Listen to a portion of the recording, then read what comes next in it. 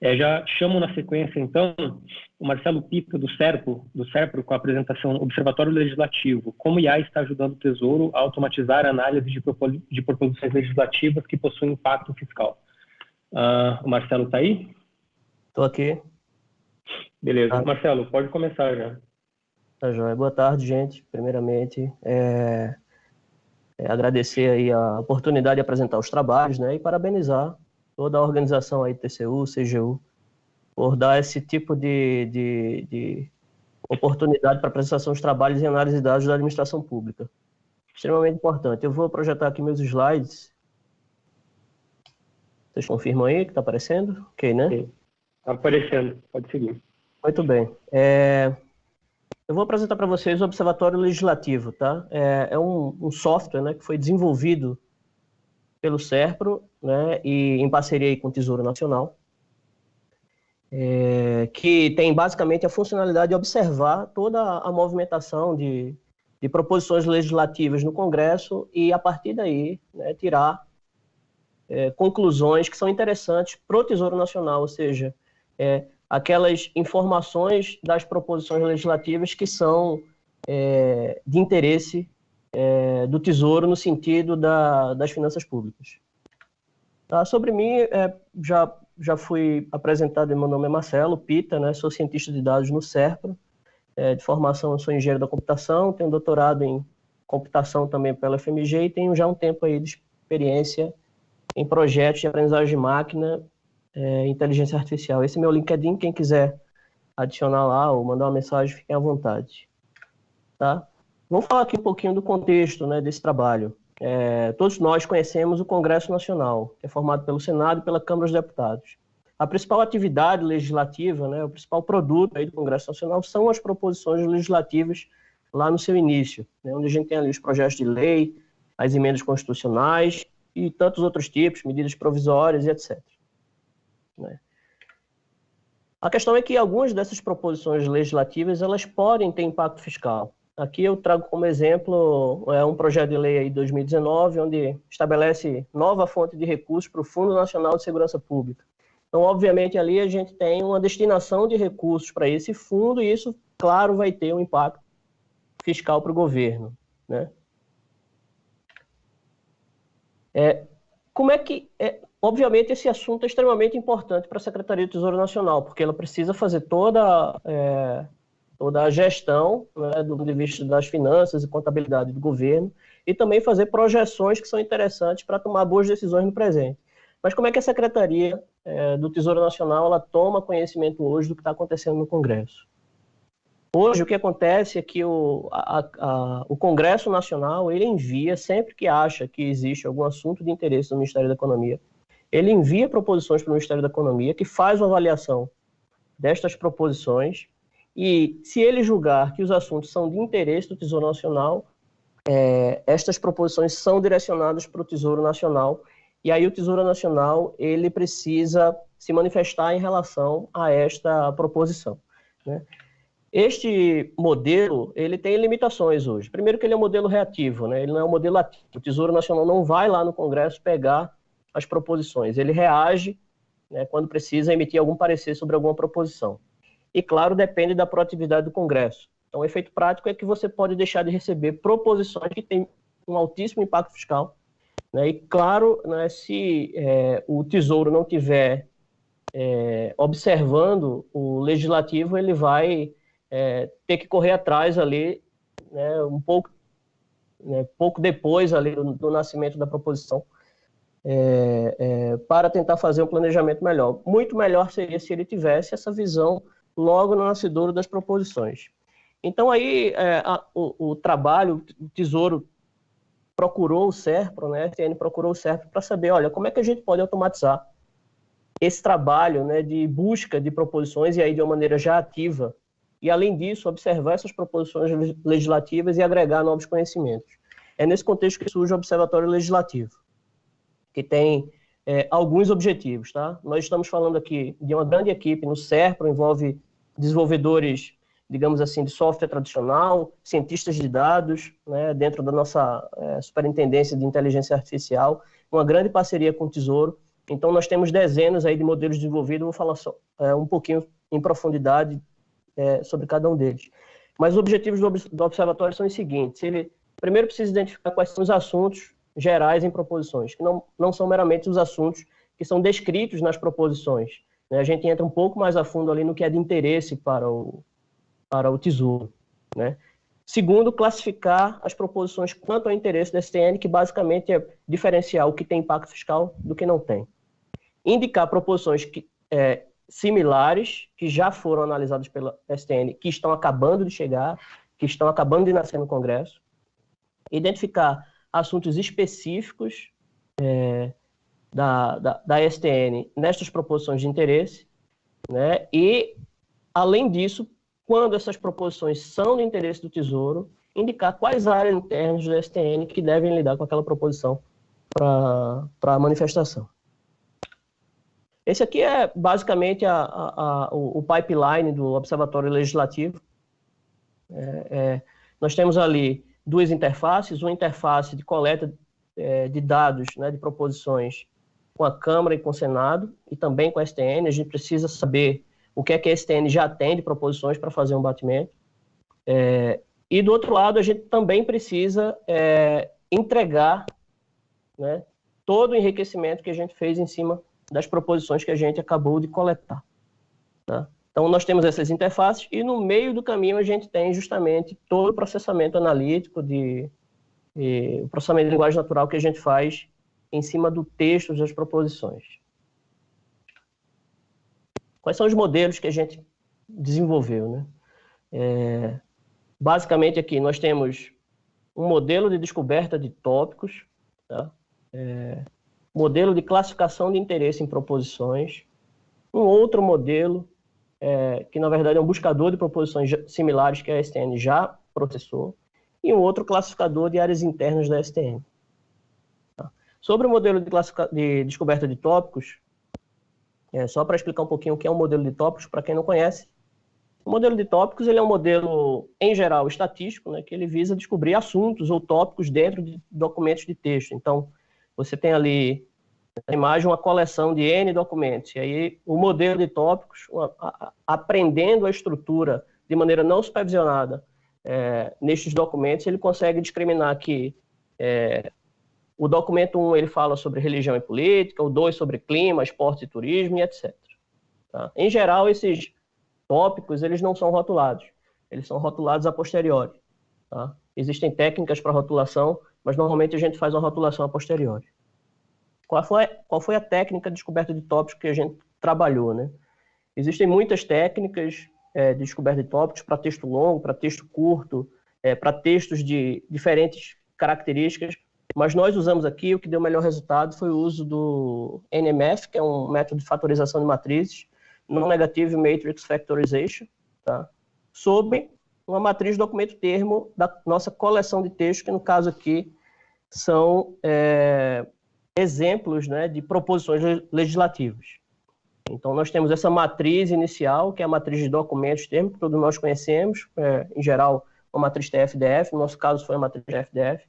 Com a aplicação do nosso método de fatorização, ele separa em duas outras matrizes, onde a gente tem ali os fatores latentes. Tá? Então, a gente seleciona, por exemplo, K tópicos e nós temos uma matriz onde tem uma distribuição de tópicos por documento e na segunda matriz uma distribuição de termos por tópico. Então, a gente consegue caracterizar o tópico pelos termos e caracterizar o documento pelos tópicos. O segundo modelo de inteligência artificial que a gente usou foi o classificador de interesse em proposições. A STN precisava discriminar o que é e o que não é de interesse deles. Né?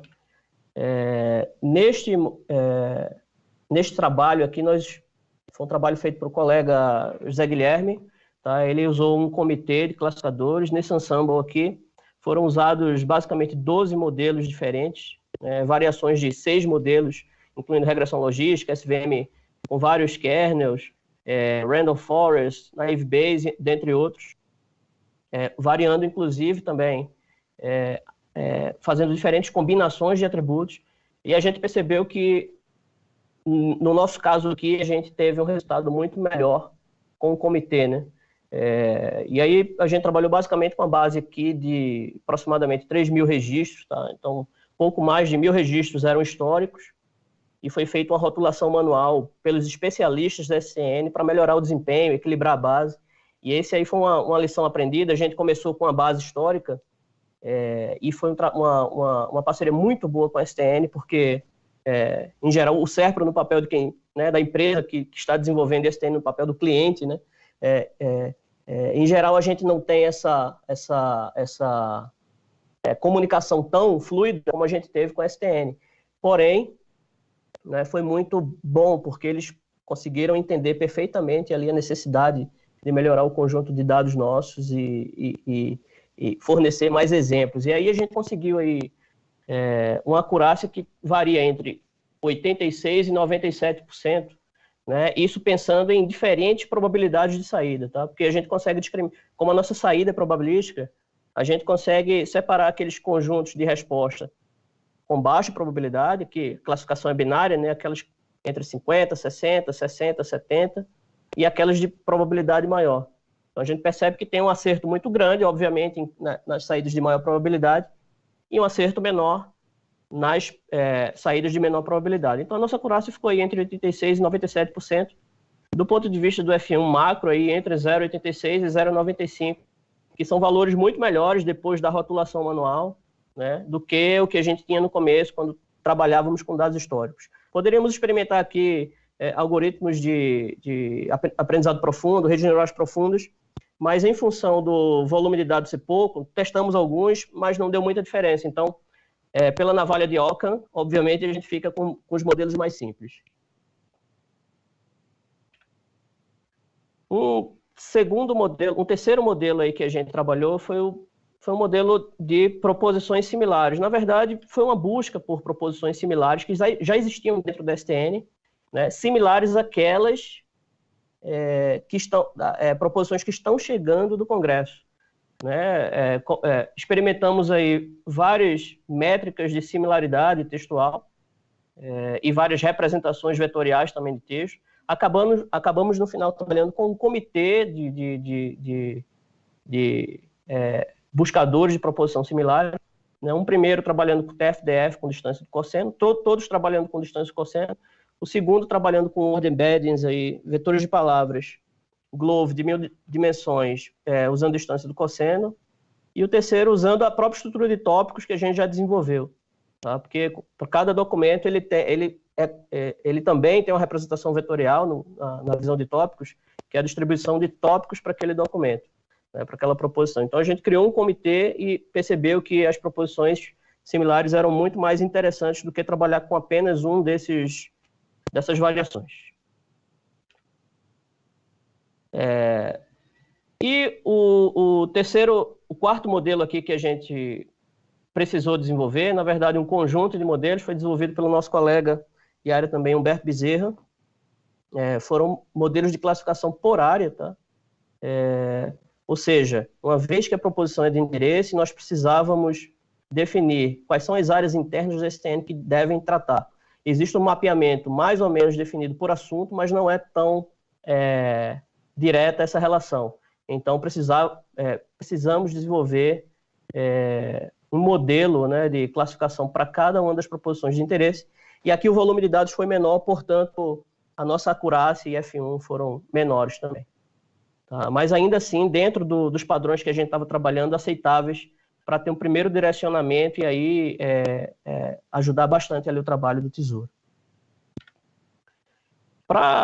Uma das coisas que a STN falou para a gente no começo e que foi bem interessante, que elas queriam acompanhar a qualidade dos modelos, né? E para isso a gente desenvolveu alguns painéis no Click para mostrar a qualidade desses modelos. Eu vou mostrar aqui apenas um exemplo para vocês. Tá? Vocês estão vendo aí, né? Eu mudei de tela, tá tudo ok, né? Sim, a gente está vendo tudo aqui. Perfeito. Ó, esse painel aqui, ele mostra a qualidade do modelo de tópicos que a gente desenvolveu para a STN. O objetivo do modelo de tópicos, só recapitulando, é observar quais são os assuntos que estão sendo falados nas proposições que estão chegando para o Tesouro. Então, nós tivemos aqui conjunto delimitado de tópicos, que foi feito aí um trabalho forte com a STN. E nesse painel eles conseguem, por exemplo, chegar aqui e selecionar, olha, eu quero olhar as proposições de saúde pública, tá? Observem que saúde pública, quando a gente seleciona, ela é descrito como uma probabilidade sobre as palavras, né, que estão nas proposições. Isso tudo o modelo nos fornece, né, o nosso modelo NMF. E nós temos aqui embaixo as proposições que falam de saúde pública, mas em diferentes proporções. Então, por exemplo, a gente pode pegar, vamos pegar aqui, um que não fala 100% de saúde pública, vamos pegar essa PLS 264 aqui, 2017, tá? Selecionando ela, nós podemos visualizar num segundo painel, né, a proporção de assuntos que são falados dentro daquela proposição. Então, ela fala majoritariamente sobre saúde pública, mas fala um pouco mais também sobre transferência para estados, fala também sobre transporte e viação, interessante aqui, também fala sobre programas sociais. Enfim, você tem uma visão mais detalhada do que está acontecendo dentro das proposições, né, do que meramente aquela lista de assuntos, né, que é definida para a proposição legislativa, com a oportunidade de aprender novos assuntos ao longo do tempo. Ok? Deixa eu voltar aqui para a apresentação. Algumas considerações aqui sobre o projeto de software, né? A gente fez e aqui, em geral, a gente deixa um pouco de lado, mas, na verdade, é extremamente importante, por isso que eu trouxe aqui. Nós temos um projeto ágil, né? Desenvolvemos um projeto ágil com alta interação com o cliente. Então, existia uma relação de confiança muito grande. Como eu já falei, a questão da rotulação dos dados, o entendimento dos modelos, do que é que eles fazem, os limites, os acordos de nível de serviço com ele. Tudo isso foi muito interessante para se replicar em outros projetos de data science nossos. Trabalhamos com a equipe multidisciplinar de desenvolvimento, engenheiros de software tradicional, engenheiros de software especializados em aprendizagem de máquina. Dezenas de modelos de IA foram desenvolvidos dentro daquelas 4 categorias que eu citei ali para vocês. Nosso desenvolvimento foi basicamente em Python, tá? Usando aí várias bibliotecas, NLTK, Space, Gensim, Scikit-learn, Pandas, as bibliotecas que normalmente a gente usa para NLP, né? E usamos também o ClickSense para os painéis. Tá? Em termos de futuro, né? Hoje nós estamos observando o legislativo, através do observatório legislativo, a gente consegue ver quais são as proposições que estão chegando e dizer o que é, o que não é do interesse, separar em assuntos, dizer o que tem de similar, direcionar para áreas internas. Mas uma coisa que é interessante, que a gente coloca já em perspectiva, é estimativa de valor de impacto fiscal. Pode ser que as proposições mais para frente já tenham a definição, o pré-cálculo de valor de impacto fiscal, e aí ajudaria bastante. Mas, enquanto isso, a gente poderia pensar em como calcular, a partir do próprio texto, o valor de impacto fiscal, né? E a outra linha que é bastante interessante também é a inferência de chance de aprovação de proposições, porque todas essas coisas são projetos ainda que vão ser aprovados no Congresso. Então, qual é a chance de aprovação destas proposições? Tá? E, claro, aqui não é um problema tão simples quanto pegar um texto e avaliar qual é a chance dele. Na verdade, isso envolve a opinião pública. Provavelmente precisaríamos usar modelos de análise de sentimento, análise de emoção, observar as redes sociais e tudo mais que envolve aí a opinião pública para pensar em chance de aprovação, que comissões que passou e etc. Aqui alguns depoimentos, tá, da STN. Aqui o primeiro depoimento da Ana Cristina Bittar de Oliveira, só para a gente ter ideia da importância do observatório para eles. Dentro da visão estratégica do Tesouro, o Observatório se insere no objetivo mais amplo voltado para a efetividade da atuação da Secretaria na análise das proposições legais e normativas. Aí, abaixo, a opinião da Ana Cristina Bittar, que é auditora fiscal, né, e a Viviane Aparecida, que é chefe da assessoria da STN, a partir da coleta das proposições que envolvem assuntos de interesse do Tesouro, no nascimento dos projetos nas casas legislativas, teremos melhor condição de analisar e atuar, auxiliando na construção de políticas públicas que estejam alinhadas com os valores do Tesouro Nacional. Então, assim, gente, fica claro, né, o Observatório Legislativo ele nasce com esse intuito aí de facilitar o planejamento financeiro do governo, que é sempre um assunto muito importante. Tá? Pensar em custos, pensar em investimentos, tudo isso, toda essa antecipação que o Observatório Legislativo, que acaba de nascer produz, né, ele ajuda a STN a fazer melhor esse planejamento. Então é isso.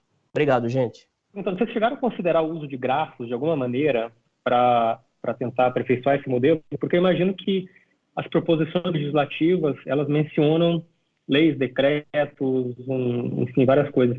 Fico pensando se de repente não ajudaria no desempenho do modelo, se você, além de considerar o texto em si, considerar o conteúdo daquela proposição, você considerar as entidades que ela menciona, entidades num sentido bem amplo, assim, de leis, decretos, sei lá, órgãos, instituições. Faz algum sentido isso para você? Você acha que não é um caminho muito promissor?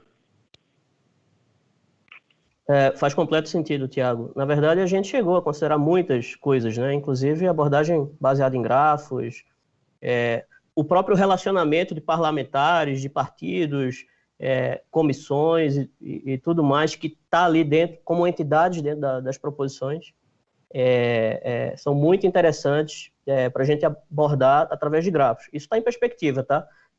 O projeto teve, obviamente, um tempo limitado, então a gente foi até onde conseguiu com os resultados que a gente queria.